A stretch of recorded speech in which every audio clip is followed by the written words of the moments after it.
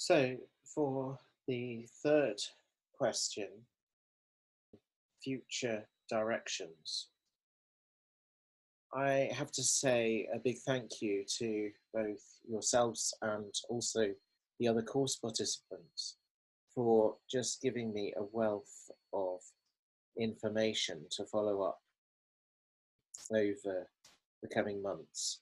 I'm just showing you here my Digo, and you can see that almost all these sites are ones that I have added in recent weeks.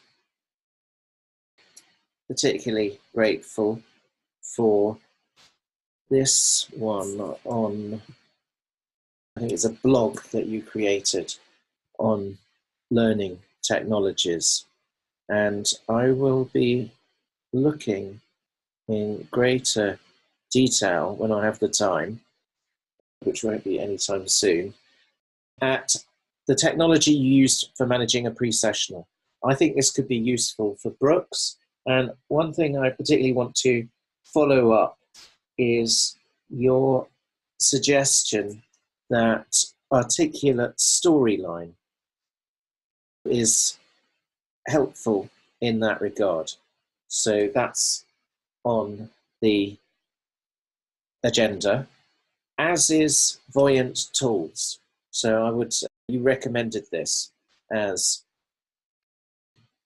very sophisticated corpus linguistics software, and I have heard of it before. I have actually tried it out, but wasn't able to fully exploit it. So I'd like to further my knowledge where it is concerned. And then I also want to follow up this site that you recommended in the forum about video tools. I liked VideoAnt, Edpuzzle, and TED-Ed. I thought they were all great, but I felt with this alternative that there's the possibility of maybe integrating, of being able to demonstrate more creativity when it comes to putting together some sort of activity. With those other sites, students, there's something I would like to have the possibility of stamping my own brand name on this material, rather than having to take students out to what looks like rather corporate, run-of-the-mill type of sites. You know, if you are going to do this properly, then you should be surprising students. So you should be able to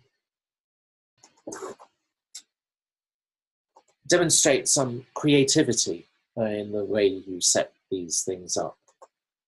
And I'm hoping that by making use of this site, I would also be able to learn some HTML5, which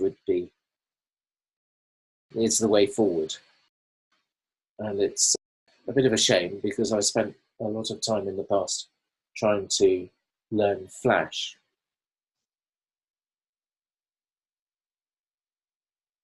Then another tool that I'm interested in is Mentimeter. And this is something that I have just recently started looking at. It's interactive presentation software, and what I think is wonderful is the opportunity it provides for students to engage. So you can see I'm now clicking on the heart on my mobile, and then there's the opportunity, if students aren't happy with the way things are going, for them to click on the thumbs down. I think that would be a good way of keeping a sense of engagement in the class. In fact, you know, That's just the tip of the iceberg. There are all sorts of interactive possibilities with this software, which I want to explore. So I think, yeah, that will keep me busy for the time being. And I'm going to sign off there. Excuse my rather garbled explanations. Bye-bye.